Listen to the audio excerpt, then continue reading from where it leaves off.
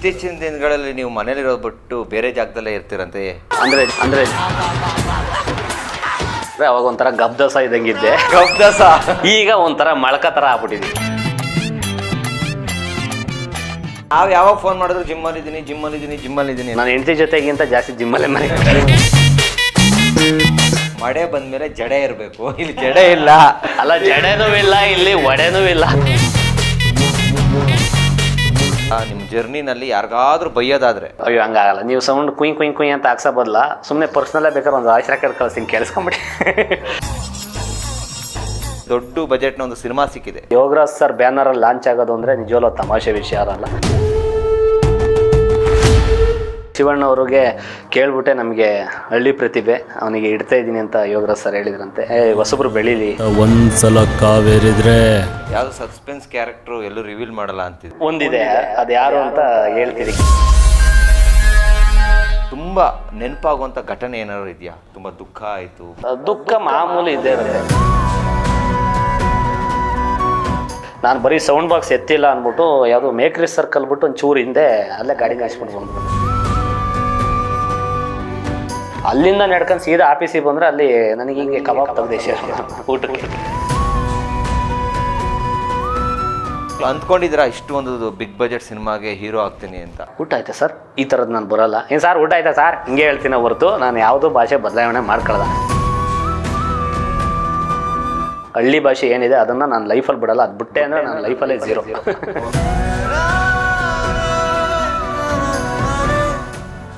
Hi, hello, ನಮಸ್ತೆ, ನಮಸ್ಕಾರ. ನಾನು ನಿಮ್ಮ ಸಾಗರ್ ತುರ್ಬೇಕೆರೆ. ಪ್ರಜಾಧ್ವನಿ ಟಿವಿ ವಾಹಿನಿಗೆ ನಿಮ್ಮೆಲ್ಲರಿಗೂ ಕೂಡ ಸ್ವಾಗತ, ಸುಸ್ವಾಗತ. ಇವತ್ತು ಗಣೇಶ ಹಬ್ಬದ ಪ್ರಯುಕ್ತ ನಮ್ಮ ಒಂದು ವಾಹಿನಿಗೆ ಬಂದಿದ್ದಾರೆ. ಅವರು ಒಂದಲ್ಲ, ಎರಡಲ್ಲ, ಮೂರಲ್ಲ, 4 ಶೋಗಳಲ್ಲಿ ಕಪ್ಪನ್ನು ಗೆದ್ದು ಈಗ ಸಿನಿಮಾದಲ್ಲಿ ನಾಯಕ ನಟನಾಗಿ ಮಿಂಚಿದಕ್ಕೆ ರೆಡಿಯಾಗಿದ್ದಾರೆ. ಅವರೇ ಕುಲದಲ್ಲಿ ಕೀಳ್ಯಾವುದು ಚಿತ್ರದ ನಾಯಕ ನಟ, ನಮ್ಮ ಆತ್ಮೀಯ ಸ್ನೇಹಿತರು ಮಡೇನೂರು ಮನೋಹರ್ ಇದ್ದಾರೆ. ಕಾರ್ಯಕ್ರಮಕ್ಕೆ ಸ್ವಾಗತ. ನಿಮಗೂ ಕೂಡ, ಇಡೀ ಕರ್ನಾಟಕದ ಜನತೆಗೆ ಎಲ್ರಿಗೂ ಕೂಡ ಧನ್ಯವಾದಗಳು. ಓಕೆ, ಹೇಗಿದ್ದೀರಾ? ತುಂಬ ಚೆನ್ನಾಗಿದ್ದೀನಿ. ನಾನು ನೋಡಿದಾಗ ಹೆಂಗಿದ್ರಿ ಅಂತಂದ್ರೆ ಒಂದು 70 kg ಅಲ್ಲ, ಒಂದು 83 kg ಇದೆ. 83 kg ಹಿಂಗಿದ್ರು. ನೀವು ಫೋಟೋ ನೋಡ್ಬೋದು, ಹೊಟ್ಟೆ ಹಿಂಗಿತ್ತು. ನಮ್ಮ ಸ್ಟೈಲಲ್ಲಿ ಹೇಳ್ಬೇಕು ಅಂದ್ರೆ ಅವಾಗ ಒಂಥರ ಗಬ್ದಸ ಇದ್ದಂಗಿದ್ದೆ. ಗಬ್ದಸ ಈಗ ಒಂಥರ ಮಳಕ ತರ ಆಗ್ಬಿಟ್ಟಿದ್ವಿ, ಕಟ್ಸು ಅಂತಾರೆ. ಅದ್ರ ಬಗ್ಗೆ ಮಾತಾಡೋಣ. ಮೊದಲನೇದಾಗಿ ಗೌರಿ ಗಣೇಶ ಹಬ್ಬದ ಶುಭಾಶಯಗಳು. ನಿಮಗೂ ಕೂಡ ಗೌರಿ ಗಣೇಶ ಹಬ್ಬದ ಶುಭಾಶಯಗಳು. ಹಾಗೆ ಪ್ರಜಾಧ್ವನಿ ನೋಡ್ತಾರಂತ ಎಲ್ಲ ವೀಕ್ಷಕರಿಗೂ ಕೂಡ ಗೌರಿ ಗಣೇಶ ಹಬ್ಬದ ಶುಭಾಶಯಗಳು. ಆ ಗಣೇಶ ಎಲ್ರಿಗೂ ಒಳ್ಳೇದು ಮಾಡಲಿ, ಆರೋಗ್ಯ ಕೊಟ್ಟು ಕಾಪಾಡಲಿ. ಓಕೆ, ಈಗ ಗಣಪತಿ ಅಂತಂದ್ರೆ ಕಲಾವಿದರಿಗೆ ಒಂದು ವಿಶೇಷ. ಗಣಪ ಅಂದ್ರೆ ಏನ್ ನೆನಪಾಗುತ್ತೆ? ಗಣಪ ಅಂದರೆ ನನಗೆ ಆರ್ಕೆಸ್ಟ್ರಾ ನೆನಪು. ನಮ್ಮ ಜರ್ನಿ ಸ್ಟಾರ್ಟಿಂಗೇ ಆಗಿದ್ದೆ ಆರ್ಕೆಸ್ಟ್ರಾಯಿಂದ. ಅದೇ ಅನ್ನ ಕೊಟ್ಟಿದ್ದು ಸ್ಟಾರ್ಟಿಂಗು. ಅಲ್ಲಿಂದ ಜರ್ನಿಗಳು ನಮಗೆ ಏನೋ ಒಂದು ನಮ್ಮ ಟ್ಯಾಲೆಂಟ್ ತೋರಿಸ್ಬೇಕು ಅಂದರೆ ನಮಗೆ ಆರ್ಕೆಸ್ಟ್ರಾ ವೇದಿಕೆ ಚಾನ್ಸ್ ಕೊಡಿ ಅಂತ ತಿರುಗ್ತಾಯಿದೆ. ಗಣೇಶ ಸೀಸನ್ ಬತ್ತು ಅಂದರೆ ನನಗೇನೋ ಒಂದು ಖುಷಿ. ದುಡ್ಡು ಅನ್ನೋದು ಸೆಕೆಂಡ್ ಇಟ್ಕೊಂಡಾಗ ಫಸ್ಟ್ ಒಂದು ಟ್ಯಾಲೆಂಟ್ ತೋರ್ಸೋಕೆ ಒಂದು ವೇದಿಕೆ, ಆ ಥರ. ಮತ್ತು ನಮ್ಮ ಊರಲ್ಲೆಲ್ಲ ನಾವು 5 ರೂಪಾಯಿ 10 ರೂಪಾಯಿ ಎಲ್ಲ ಇಟ್ಕೊಂಡು ಕ್ಲಾಸೆಲ್ಲ ಕೂರಿಸ್ತಿದ್ವು. ಅದೆಲ್ಲ ಒಂದು ಮೆಮೊರಿಬಲ್, ತುಂಬ ಚೆನ್ನಾಗಿರುತ್ತೆ ಈಗ ನೆನಪು. ಓಕೆ, ಈ ಗಣಪತಿಗೆ ಅಮೌಂಟ್ ಕಲೆಕ್ಟ್ ಮಾಡಿ ಗಣಪತಿ ಕುಣಿಸೋದು ಹಳ್ಳಿನಲ್ಲೂ ಇದೆ, ನೀವು ಮಾಡಿದ್ದೀರಾ. ಅವಾಗ ಏನೋ ಬೈಸ್ಕೊಂಡಿದ್ದೀರಾ, ನೆನಪಿದ್ಯಾ? ಹೌದೌದು. ಅಂದ್ರೆ ಯಾವ್ದಾರ ನಿಮ್ಮ ಹಳೆ ಅಜ್ಜಿದಿರು ಇಲ್ಲ ಅಂಕಲ್ಗಳು ಊರ್ ಕಡೆ ಬೈತಾರಲ್ಲ, ಯಾವ ತರ? ಇಲ್ಲ, ಊರಲ್ಲಿ ಪಾಪ ಹೆಂಗೈತೆ ಅಂದ್ರೆ ಹಳ್ಳಿ ಕಡೆ ಮುಂಚೆ ಜಿನಿಮೇಶ್ ಡಬ್ಬ, ಸಾಸಿವೆ ಡಬ್ಬದಲ್ಲೆಲ್ಲ 5 ರೂಪಾಯಿ 10 ರೂಪಾಯಿ ಇಟ್ಕೊಂಡ್ರು. ಊರಲ್ಲಿ ಒಂದು ಗಣೇಶನ್ ಕೂರಿಸಿದ್ರೆ ಕೊಟ್ಬಿಡ್ತಾರೆ. ಒಬ್ಬೊಬ್ರು ನಾನು ಬಿಲ್ ಬುಕ್ ಮಾಡ್ಕೊಂಡು 4 ಏರಿಯಾ 4 ಕಡೆ ಕೂರಿಸ್ಬಿಡ್ತಾರೆ. ಒಬ್ರು ಕೈಲಿ ಕೊಟ್ಟರೆ ಜನಗಳು ಈಗ ಹುಷಾರಾಗ್ಬಿಟ್ಟವ್ರೆ, ಯಾರಿಗೂ ಕೊಟ್ಟಿರಲ್ಲ ಕೆಲವರು ದುಡ್ಡು. ನಾವು ಫಸ್ಟೇ ಬಂದು ಇಸ್ಕೊಂಡು ಹೋಗಾರಪ್ಪ ಅಂದ್ರೆ ಆ ಕೇರರ್ ಕಣಜಿ, ನಾವು ಈ ಕೇರರ್ ಅಂದ್ರೆ ಇಲ್ಲ, ನಾವು ಒಂದೇ ಸತಿ ಕೊಡೋದು ಅಂತ. ನಾವು ಇವ್ರು ಕೇಳಲ್ಲ, ಇವ್ರನ್ನ ಅವ್ರು ಕೇಳಲ್ಲ. ಹಂಗಾಗಿ ಇವ್ರು ದುಡ್ಡು ಕೊಟ್ಟಿರಲ್ಲ, ಸುಮ್ಮನೆ ಒಂದು ಸುಳ್ಳು ಕಾಮಿಡಿ. ಹಂಗಾಗಿ ಆ ಥರ ಮ್ಯಾನೇಜ್ ಮಾಡೋವಂಥ ಕಾಲ ಈಗ. ಫಸ್ಟ್ ನಿಮ್ದು ಕಾಮಿಡಿ ಕಿಲಾಡಿ ಜರ್ನಿ ಆಗುತ್ತೆ. ಕಾಮಿಡಿ ಕಿಲಾಡಿ ಬರ್ತೀರಾ, ಒಬ್ಬ ಹಳ್ಳಿ ಪ್ರತಿಭೆ. ಒಂದು ಯಾವುದೋ ಒಂದು ಹಾಸನ ಜಿಲ್ಲೆ ಅಲ್ಲ, ಹಾಸನ ಜಿಲ್ಲೆಯಲ್ಲಿ ಮಡೇನೂರು ಅನ್ನೋ ಒಂದು ಪುಟ್ಟ ಹಳ್ಳಿಯಿಂದ ಬೆಂಗಳೂರಿಗೆ ಬಂದು ಅಲ್ದಾಡಿ ಚಪ್ಪಲಿ ಸೌಸಿ ಇವಾಗ ಕೊನೆಯದಾಗಿ ಒಂದು ಒಳ್ಳೆ ಅದ್ಭುತವಾದ ಬಿಗ್ ಪ್ರಾಜೆಕ್ಟ್ ಅಂದ್ರೆ ದೊಡ್ಡ ಬಜೆಟ್ ಒಂದು ಸಿನಿಮಾ ಸಿಕ್ಕಿದೆ. ಎಷ್ಟು ಖುಷಿ ಇದೆ? ತುಂಬ ಖುಷಿ ಆಗುತ್ತೆ. ಅದರಲ್ಲೂ ಇನ್ನು ಏನಂತಂದರೆ ನಮಗೆ ಟೀಮು, ಒಂದು ಒಳ್ಳೆ ಟೀಮು ಬಿಲ್ಡ್ ಆಗಿದೆ ಈಗ. ಅದರಲ್ಲಿ ಯೋಗರಾಜ್ ಸರ್ ಬ್ಯಾನರಲ್ಲಿ ಲಾಂಚ್ ಆಗೋದು ಅಂದರೆ ನಿಜವಲ್ಲ ತಮಾಷೆ ವಿಷಯ ಅಲ್ಲ. ಮತ್ತು ನನಗೆ ಬ್ರದರ್ ಆಗಿ ನಮ್ಮ ಸಂತೋಷ್ ಸರ್ ವಿದ್ಯಾಕ ಅವರೇ ನಿರ್ಮಾಣ ಮಾಡ್ತಾ ಇರೋದು. ಇನ್ನು ಡೈರೆಕ್ಟ್ರ್ ವಿಚಾರ ಬಂದರೆ ಕೆ ರಾಮನಾರಾಯಣ ಅವ್ರು ಆ್ಯಕ್ಚುಲಿ ಒಂದು 6 ಸಿನಿಮಾ, ಒಂದು 500 ಸಾಂಗು, 50 ಸಿನಿಮಾ ಡೈಲಾಗ್ ರೈಟ್ರು.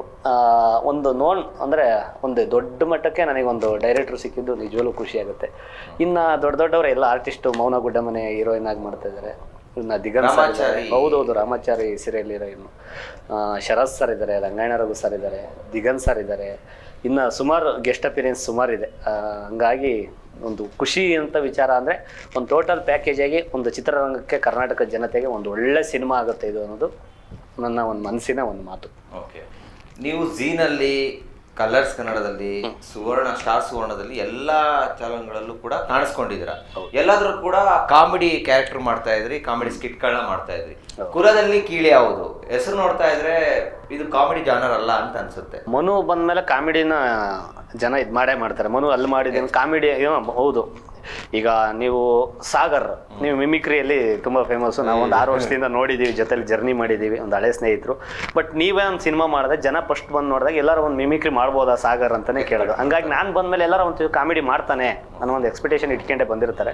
ಅದ್ರ ಮಧ್ಯ ಮನು ಏನಲ್ಲ ಅದನ್ನು ಸ್ವಲ್ಪ ಸೆಂಟಿಮೆಂಟು, ಸ್ವಲ್ಪ ಮಾಸು, ಅದ್ರ ಜೊತೆ ಮುಕ್ಕಾಲು ಭಾಗ ಕಾಮಿಡಿ. ಇತ್ತೀಚಿನ ದಿನಗಳಲ್ಲಿ ನೀವು ಮನೇಲಿರೋ ಬಿಟ್ಟು ಬೇರೆ ಜಾಗದಲ್ಲೇ ಇರ್ತಿರತ್ತೆ. ಅಂದರೆ ಜಿಮ್ಮೆ ನಮ್ಮ ತವ್ರ ಮನೆ ಅಂತ.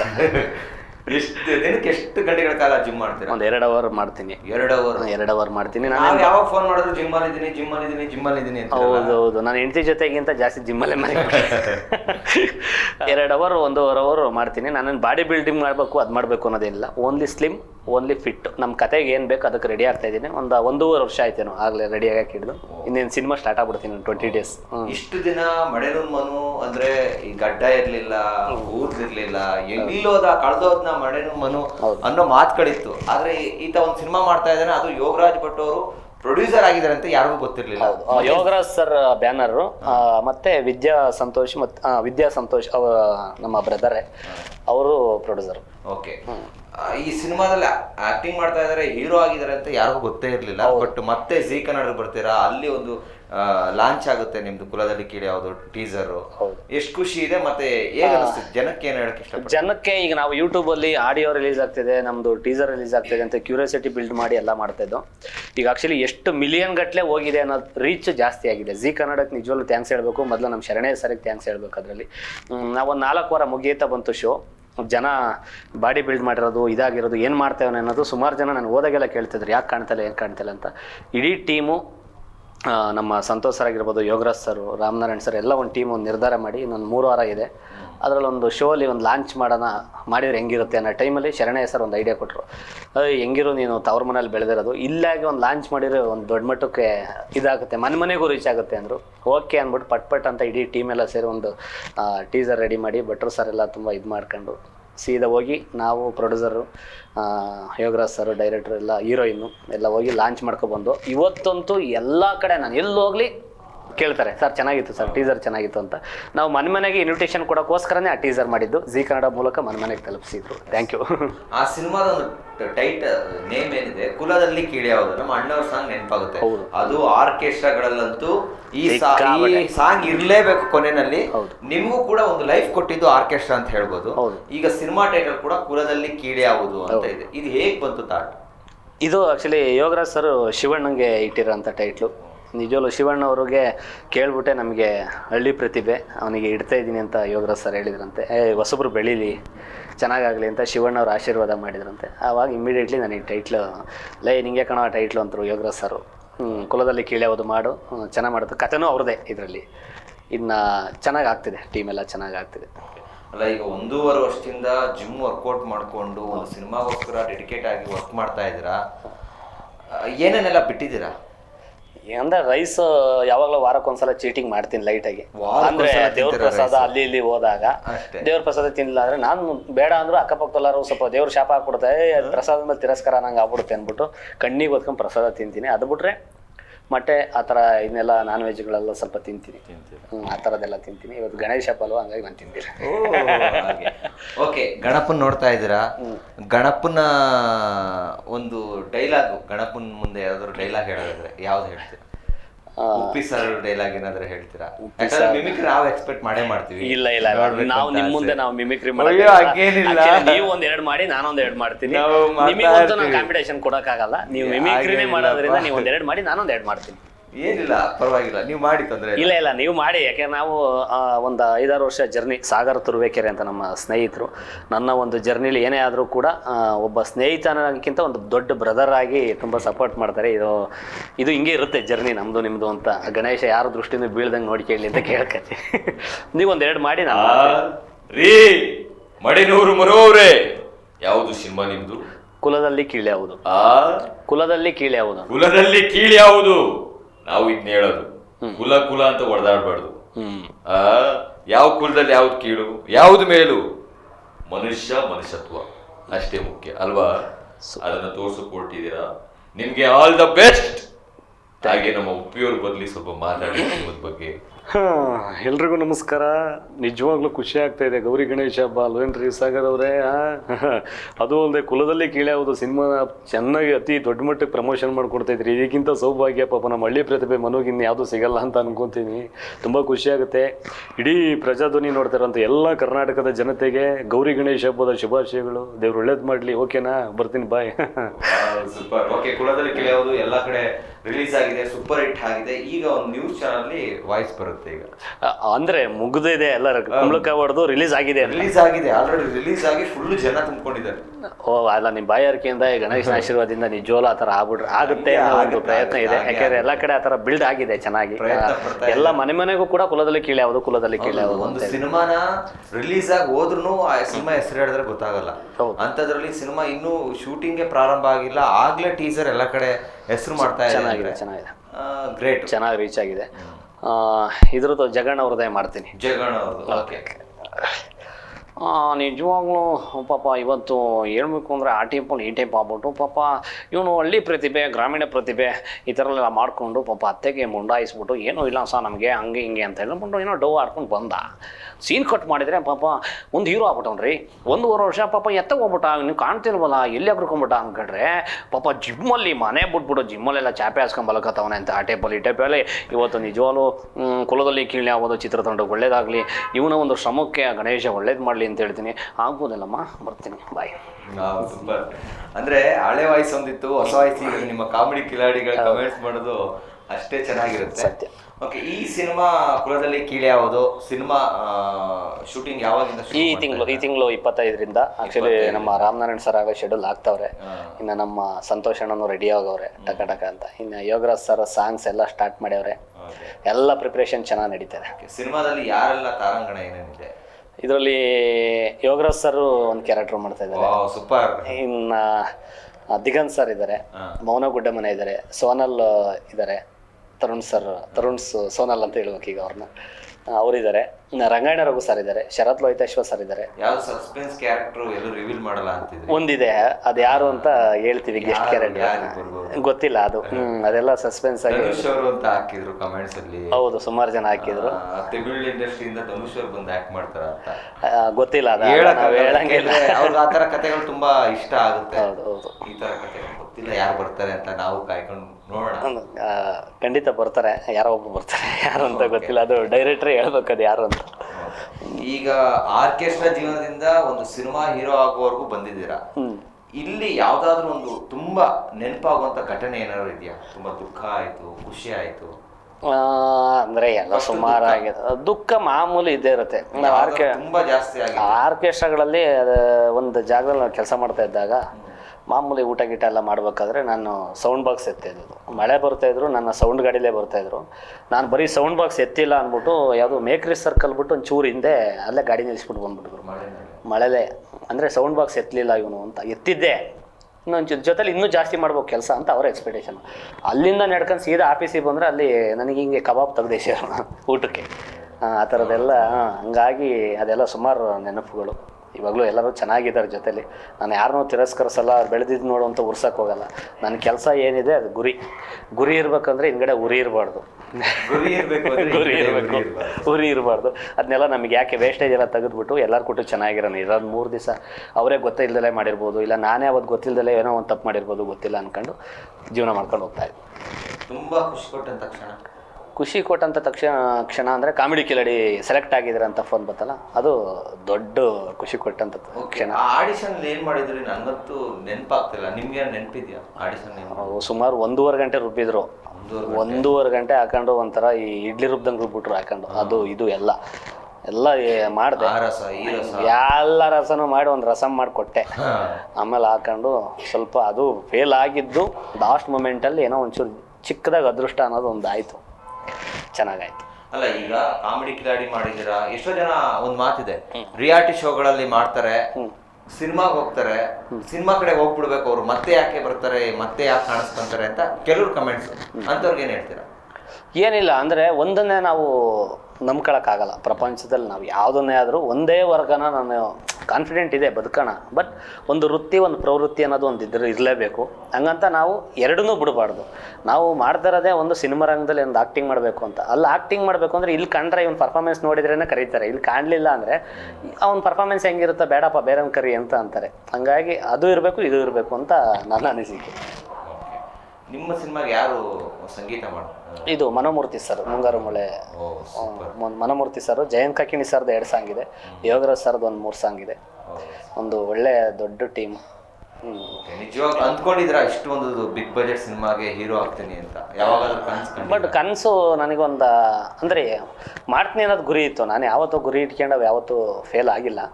ಹಿಂಗೆ ನಾನು ಆ್ಯಕ್ಚುಲಿ ಸೌಂಡ್ ಬಾಕ್ಸ್ ಎತ್ಬೇಕಾರಲ್ಲ ಅಂತ ಇದ್ದೆ. ಯಾರೋ 4 ಜನ ಇದ್ದಾಗ ಎತ್ತಾ ಇರಲಿಲ್ಲ. ಅವ್ರು ಎತ್ತೋ ಯಾಕೋ ಅಂದರೆ ಇಲ್ಲ 4 ಜನ ನೋಡ್ತಾವ್ರೆ, ಮುಂದೆ ಹೀರೋ ಆಗ್ಬಿಟ್ರೆ ಕಷ್ಟ, ನೋಡ್ಬಿಟ್ರೆ ಆಡ್ಕೊತಾರೆ ಅಂತ ಹಿಂಗೆ ಅಂತ ಇರಲಿ. 8 ವರ್ಷದ ಮುಂಚೆಲೇ ಒಂದು ವಿಡಿಯೋ ಇದೆ, ನಾನು ಸೆಲೆಬ್ರಿಟಿ ಹೀರೋ ಆಗ್ತಾ ಇದ್ದೀನಿ ಅಂದ್ಬಿಟ್ಟೆ ಆಗಲೇ ಒಂದು ಇಂಟರ್ವ್ಯೂ ಮಾಡಿದ್ದು ನಂದ. ಹೀರೋ ಆದ್ರೆ ಹೆಂಗಿರುತ್ತೆ ನಾನು ಅಂತ 8 ವರ್ಷದ ಮುಂಚೆನೆ ಒಂದು ವಿಡಿಯೋ ಇದೆ ನನ್ನ ಹತ್ರ. ಹೇಗಿತ್ತು ಅದು ಇಂಟರ್ವ್ಯೂ? ಅಂದ್ರೆ ಒಂಥರ ಆಟಿಟ್ಯೂಡ್ ತರ ಒಂದು ಹೀರೋ. ಓಕೆ, ಈಗ ಹೀರೋ ಆತರ ಮಾಡಲ್ಲ ನೀವು ಗೊತ್ತು, ಆದ್ರೂ ಆತರ ಮಾಡಲ್ಲ ಗೊತ್ತು ನಮ್ಗೆ. ಆದ್ರೂ ಒಬ್ಬ ಹೀರೋ ಆದ್ರೆ ಯಾವ ತರ ಮಾತಾಡ್ತೀರಾ? ಇಲ್ಲ ಇಲ್ಲ, ನಾನು ಈಗಿರೋ ಇದ್ರಲ್ಲಿ ಇದೇ ಏನೋ ಸೆನ್ಸ್ ಕಟ್ ಮಾಡಿ ಸೆನ್ಸರ್ ಇದ್ ಮಾಡ್ಬಿಡ್ತೀವಿ. ಇಲ್ಲ ಇಲ್ಲ ಇಲ್ಲ, ನಾವು ಎಷ್ಟೇ ದೊಡ್ಡ ಮಟ್ಟಕ್ಕೆ ಬೆಳೆದ್ರು ಇದೇ ಇನ್ನೋಸೆನ್ಸ್ ಇರುತ್ತೆ, ಇದೇ ಮುಗ್ಧತೆ, ಅದೇ ನನ್ನ ಜೀವನದ ಹಳ್ಳಿ ಭಾಷೆಗಳು ಯಾವತ್ತೂ ಚೇಂಜ್ ಆಗಲ್ಲ. ಏನೋ ದೊಡ್ಡ ಸ್ಟಾರ್ ಆಗಿ ಏನೋ ಒಂದು ಕನ್ನಡಿಗರು ಏನಾರು ಆಶೀರ್ವಾದ ಮಾಡಿ ದೊಡ್ಡ ಮಟ್ಟಕ್ಕೆ ಬೆಳೆದೆ ಅಂದರು ಇದೇ ಭಾಷೆಗಳಿರುತ್ತೆ. ಹಂಗೆ ಅಂದ್ಬಿಟ್ಟು ನಾನು ಮಾಡಿದೆ ಅಂದ್ಬಿಟ್ಟು ಹೌದಾ ಈಗ ಬಂದ್ರಾ ಊಟ ಆಯ್ತಾ ಸರ್ ಈ ಥರದ್ದು ನಾನು ಬರೋಲ್ಲ. ಏನು ಸರ್ ಊಟ ಆಯ್ತಾ ಸರ್ ಹಿಂಗೆ ಹೇಳ್ತೀನಿ ಹೊರತು ನಾನು ಯಾವುದೂ ಭಾಷೆ ಬದಲಾವಣೆ ಮಾಡ್ಕೊಳ್ಳೋದ. ಆ್ಯಕ್ಟಿಂಗ್ ಬೇಕಾದರೆ ನಾನು ಚೇಂಜ್ ಮಾಡ್ಕೊತೀನಿ ಬದಲಾವಣೆನ. ನ್ಯಾಚುರಲಾಗಿ ಏನಿರಬೇಕು ನನ್ನ ಭಾಷೆ ಹಳ್ಳಿ ಭಾಷೆ ಏನಿದೆ ಅದನ್ನು ನಾನು ಲೈಫಲ್ಲಿ ಬಿಡಲ್ಲ. ಅದು ಬಿಟ್ಟೆ ಅಂದರೆ ನಾನು ಲೈಫಲ್ಲೇ ಝೀರೋ. ಓಕೆ, ಈಗ ಸಿನಿಮಾ 1.5 ವರ್ಷದಿಂದ ಶ್ರಮ ಪಡ್ತಾ ಇದ್ದೀರಾ, ಜಿಮ್ಮಲ್ಲಿ ವರ್ಕೌಟ್ ಮಾಡ್ತೀರಾ, ಅದನ್ನ ಬಿಟ್ಟು ಬೇರೆ ಏನು ಮಾಡ್ಕೊಂತೀರಾ? ಬೇರೆ ಏನೂ ಮಾಡ್ತಿಲ್ಲ, ಅದೇ ಕೆಲಸ. ಊರಲ್ಲಿ ಕುರಿ ಎಲ್ಲ ಇದ್ದು ಸಿನಿಮಾಗೋಸ್ಕರ ಎಲ್ಲ ಖಾಲಿ ಮಾಡಿಸಿ ಸದ್ಯಕ್ಕೆ ಇಲ್ಲೇ ಇದು ಮಾಡಿದ್ದೀನಿ. ಅದು ಯಾವತ್ತಿದ್ರೂ ನನಗೆ ಇದು ವೃತ್ತಿ, ಅದು ಪ್ರವೃತ್ತಿ, ಯಾವತ್ತಿದ್ರೂ ಅದು ಅನ್ನ ಕೊಟ್ಟೆ ಕೊಡುತ್ತೆ. ಈಗ ಸದ್ಯಕ್ಕೆ ನಮ್ದು ಏನೇ ಇದ್ರೂ ಕೂಡ ನಮ್ಮ ಸಂತೋಷಣ ನಮ್ಮ ಬ್ರದರ್ ಅವರು ಎಲ್ಲ ನೋಡ್ಕೊತಾ ಇರೋದ್ರಿಂದ ನನಗೇನು ಸದ್ಯಕ್ಕೆ ತೊಂದರೆ ಇಲ್ಲ. ಎಲ್ಲ ಅವರೇ ನೋಡ್ಕೊತಾ ಇದ್ದಾರೆ. 1.5 ವರ್ಷದಿಂದ ಅವರೇ ನೋಡ್ಕೊತಾರೆ. ಓಕೆ, ಈಗ ನಿಮ್ಮ ಸಿನಿಮಾದಲ್ಲಿ ನೀವು ಸಿನಿಮಾ ಹೀರೋ ಆಗಿದ್ರಿ, ಅದಕ್ಕಿಂತ ಮುಂಚೆ ಯಾರಾದ್ರೂ ಹೀರೋ ಜೊತೆ ನಟಿಸ್ಬೇಕು ಅಂತ ಆಸೆ ಏನಾಯ್ತಾ ಮುಂಚೆ? ಆಸೆ ನನಗೆ ಜಾಸ್ತಿ, ನನಗೆ 3 ಜನ ಜೊತೆ ಆ್ಯಕ್ಟ್ ಮಾಡಬೇಕು ಅನ್ನೋದು ಇವಾಗಲೂ ಇಷ್ಟ. ಇವು ಮೊದಲಿಗೆ ನಾನು ಡಿ-ಬಾಸ್ ಜೊತೆ ಆ್ಯಕ್ಟ್ ಮಾಡಬೇಕು ಅನ್ನೋದು ತುಂಬ ಅವಾಗಿಂದಲೂ ಆಸೆ. ಬರಬೇಕು, ಬಂದರೆ ಮೇ ಬಿ ಬಂದರೆ ಅವ್ರು 1 ತಿಂಗಳು 2 ತಿಂಗಳು ಸಿಗೋದು ಡೌಟ್ ಐತೆ ನಮಗೆ. ಅಷ್ಟಿರ್ತವೆ ಅಭಿಮಾನಿಗಳಾಗಲಿ ಎಲ್ಲರೂ ಅಷ್ಟೇ.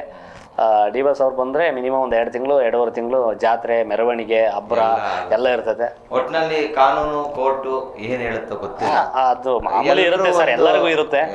ಬಟ್ ನಾವು ಅಂತೂ ಸೆಲೆಬ್ರೇಷನ್ ಅಂತೂ ನಾವು ಮಾಡ್ತೀವಿ ಜೊತೆಲಿ. ಯಾಕೆಂದ್ರೆ ಕನ್ನಡ ಚಿತ್ರರಂಗದ ಒಂದು ಡೈಮಂಡ್ ಅದು ಹಂಗೆ ಅವರು, ಅದಕ್ಕೋಸ್ಕರ ನಾವು ಸೆಲೆಬ್ರೇಷನ್ ಮಾಡ್ತೀವಿ. ಅವ್ರ ಜೊತೆ ಸಿನಿಮಾ ಮಾಡಕ್ಕೆ ಇಷ್ಟ. ಉಪ್ಪಿ ಸರ್, ಶಿವ ಸರ್ ನಿಮ್ಮ ಮಿಮಿಕ್ರಿ ಡೈರೆಕ್ಟ್ ಆಗಿ ನೋಡಿ ಬಾರಿ ಖುಷಿ ಪಟ್ರು. ಅದು ಬಿಟ್ರೆ ಇನ್ನು ಶಿವಣ್ಣ ಜೊತೆ ಆರಾಮಾಗಿ ಶಿವಣ್ಣ ಅವರು ಆರಾಮಾಗಿ ಆಗುತ್ತೆ. ಕಷ್ಟ ಇಲ್ಲ ನಿಮ್ಗೆ ಯಾರ ಜೊತೆ ನಡ್ಸೋಕ್ ಕೂಡ, ಯಾಕಂದ್ರೆ ಕಷ್ಟಗಳನ್ನೆಲ್ಲ ಅನುಭವಿಸಿ ಈಗ ಒಬ್ಬ ಹೀರೋ ಆಗಿದ್ದೀರಾ, ರೆಕಗ್ನೈಸ್ ಆಗಿದ್ದೀರಾ, ಹಾಗಾಗಿ ಅವಕಾಶಗಳು ಬರ್ತಾ ಇರುತ್ತೆ. ಏನು ಇಷ್ಟು ಡೀಸೆಂಟ್ ಆಗಿ ಇಂಟರ್ವ್ಯೂ ಮಾಡ್ತಾ ಇದ್ವಿ, ಯಾಕೆ ಅಂತಂದ್ರೆ ಮಳೆ ಬಂದ್ಮೇಲೆ ಜಡೆ ಇರ್ಬೇಕು, ಜಡೆ ಇಲ್ಲ, ದೇವ್ರ ಒಡೆನೂ ಇಲ್ಲ, ದೇವ್ರ ಮುಂದೆ ಕುಂಡಿಸ್ಬಿಟ್ಟಿದೀವಿ, ಬೇರೆ ಭಾಷೆಗಳ ಮಾತಾಡೋದಿಲ್ಲ. ಜಡೆ ಇದ್ದಿದ್ರೆ ನಾನು ಇನ್ನು ಬೇರೆ ಬೇರೆ ಕೌಂಟರ್ ಕೊಟ್ಬಿಡ್ತಿದ್ದೆ. ಇಲ್ಲಿ ನಮ್ಗೆ ಸಾಗರ್ ಇರೋದ್ರಿಂದ ಪದ ಬಳಕೆಗಳು ಆಚೆ ಬರ್ತಾ ಇಲ್ಲ. ಇಷ್ಟೊತ್ತಿಗೆ ಜಡೆ ಇದ್ರೆ ಇಷ್ಟೊತ್ತಿಗೆ ವಶಕ್ಕೆ ಹಾಕ್ಬಿಡ್ತಿದ್ದೆ, ವಶಕ್ಕೆ ಹಾಕ್ಬಿಡ್ತಿದ್ದೆ. ಅಂದ್ರೆ ಕಾಮಿಡಿಯಾಗಿ ಎತ್ಕೊಂಡ್ಬಿಡ್ತಿದ್ದೆ. ಆಮೇಲೆ ಏನಾರು ಅನ್ಕೊಂಡ್ಬಿಟ್ಟಿರ. ಆಮೇಲೆ ಏನ್ ಮಾಡ್ತೀರಾ, ಜಡೆಗಳು ಹುಡುಕ್ತಾ ಇದೀವಿ, ಸಿಗ್ತಾ ಇಲ್ಲ. ಆದಷ್ಟು ಬೇಗ ಜಡೆ ಬಂದಾಗ ಒಂದು ಕಾಲ್ ಮಾಡಿ ಅಲ್ಲಿಂದ ಸೀದಾ ರೂಟ್ ಮ್ಯಾಪ್ ಹಾಕೊಂಡು ಲೊಕೇಶನ್ ಕಳಿಸ್ಬಿಡಿ, ನಾನೇ ಕಂಡಿಡ್ಕೊಂಬತ್ತೀನಿ ಇಂಟರ್ವ್ಯೂ ಕೊಡಕ್ಕೆ. ಆಮೇಲೆ ಏನೋ ತಿಳ್ಕೊಂಬಿಟ್ಟಿರ ನಾನು ಆ ಥರ ಅಲ್ಲ. ಓಕೆ, ಈಗ ನೀವು ಸಿನಿಮಾ ಹೀರೋ ಆಗ್ತಾ ಇದ್ದೀರಾ. ನಾನು ಕೆಲವೊಂದಿಷ್ಟು ಹೀರೋಗಳ ಹೆಸರು ಹೇಳ್ಕೊಂಡು ಹೋಗ್ತೇನೆ. ಅವ್ರ ಬಗ್ಗೆ ನಿಮ್ಗೆ ಏನ್ ಅನ್ಸುತ್ತೆ ಅಂತ ಒಂದು ಪದ ಹೇಳ್ಬೇಕು. Okay, D boss, diamond, Kichcha Sudeep. ಅವರು ಹೆಂಗೆ ಹೇಳೋದು ಅವ್ರ ಪದಗಳಂದರೆ, ಕಿಚ್ಚ ಸರ್ ಒಂಥರ ಈ ಮಾತು ಖಡಕ್ ಮಾತಲ್ಲಿ ಒಂದು ತೂಕ.